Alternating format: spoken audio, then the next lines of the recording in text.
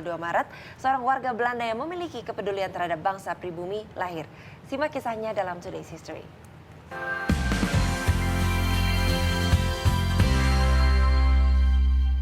2 Maret 1820, Eduard Daus Dekra lahir di Amsterdam, Belanda. Ia berasal dari keluarga sederhana, ayahnya seorang nahkoda bernama Engel Dausson Dekra. Sedangkan ibunya bernama Saits Elly Kalklein merupakan sosok yang agamis. Di usia ke-18 tahun, Dekker pergi ke Indonesia yang pada saat itu masih bernama Hindia Belanda untuk mengadu nasib. Pada tahun 1839, ia menjadi pegawai negeri di Hindia Belanda. Semasa hidupnya, Dekker dikenal sebagai warga Belanda yang peduli terhadap nasib pribumi. Pada tahun 1859, ia menulis buku berjudul Max Havelaar yang membuat pemerintah Belanda saat itu geram. Karyanya frontal mengkritisi perlakuan buruk penjajah. Ia juga mengkritik para pejabat dan petinggi di istana Belanda yang tidak peduli dengan kesengsaraan orang pribumi yang ditindas sewenang-wenang. Dalam karyanya ia menggunakan nama pena Multatuli yang dalam bahasa Latin mempunyai arti banyak yang aku sudah derita. Multatuli, banyak yang sudah aku derita. Ini Atau kita orang yang menderita. Memang sih perjuangannya melihat kondisi masyarakat Indonesia yang dijajah. Saat itu ya? Akhirnya memberontak. Sebenarnya tipenya banyak yang bilang dia adalah tipe pemberontak. Ya memang seperti itu.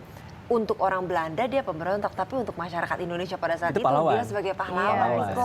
Betul, dan ini bukunya ya yang terkenal Max Havelaar itu juga mengenai pemberontakan, perjuangan untuk membebaskan Indonesia dari penjajahan Belanda. Kalau kita melihat Daus Dekra sendiri juga sempat mendirikan Indische Partij dengan Ki Hajar Dewantara, kemudian dengan Dr. Cipto Mangunkusumo.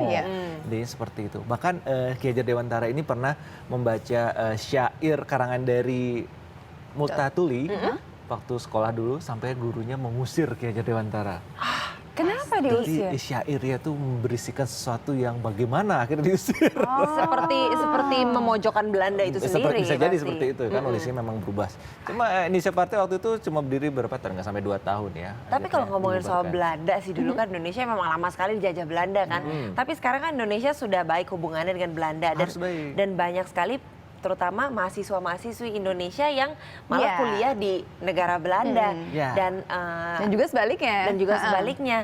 Dan ada banyak teman-teman saya yang kebetulan lagi kuliah di Belanda dan mereka semua bilang orang kuliah di Belanda atau tinggal di Belanda itu rasanya mungkin beda dengan kalau kita berkunjung ke negara lain. Karena mungkin mereka seperti ada perasaan bersalah gitu ya sama Indonesia beratus-ratus tahun yang lalu. Kenapa sih menurut pengalaman mereka? Kelamaan jajah gitu.